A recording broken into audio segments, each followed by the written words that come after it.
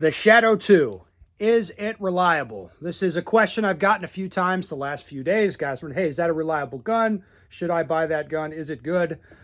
And I'm going to talk about it. Little different scenery today. I'm coming at you from Central Texas. This Airbnb is awesome. It's like we got a park right by the cows. It's kind of fun.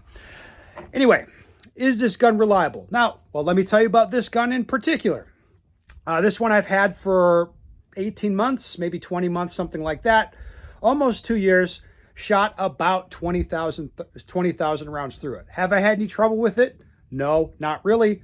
Mounted up the red dot, shot the gun, it runs reliably. I was using it this morning in a class and it stovepiped once. Didn't it? I was like, damn it, that's not good. Something's wrong if it's stovepiping. And then 100 rounds later, I was demoing something, stovepiped again. So at lunchtime, take the dot off, pull the slide apart, take the extractor out, and clean out 20,000 rounds worth of gunk from around the extractor and clean out the slide, put everything back together, and I'm back to shooting. In my opinion, this gun is reliable, but like the experience like that I'm talking about, that's the way these guns work. It's like a competition gun. It's for that type of person. It's going to be reliable if it's clean. Like if the gun is clean like that and it's jamming, something is broken. Something doesn't work. Something is wrong. That's been my experience with these guns. So would I say they're reliable? Yes, I would. Now, oftentimes, like the reason I get this question is people see guys at matches with Shadow 2s and they're constantly monkeying around with their guns. Some people. Now, in my experience, most of it, not all of it, but most of it is going to be self-induced.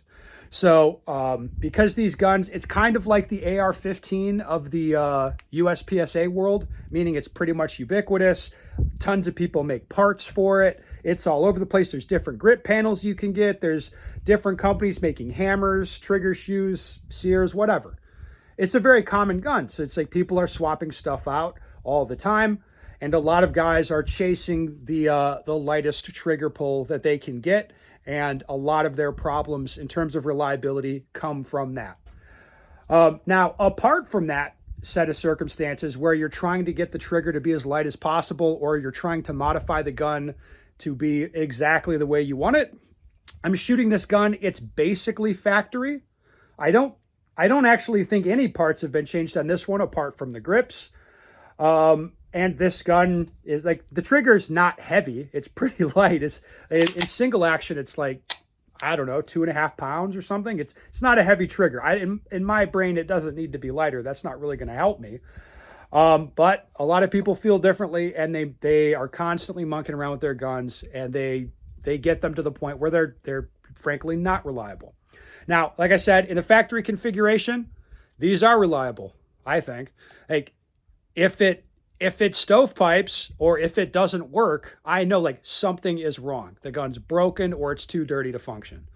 That's been my experience with these things for sure, which is very similar to the experience I had with the Berettas, which makes sense. The trigger systems and the extractors are like really similar. So it's like, unless something breaks, the gun's going to work. Yeah, so I would say yes, these are reliable. You could feel comfortable getting it. Just be careful monkeying around with it.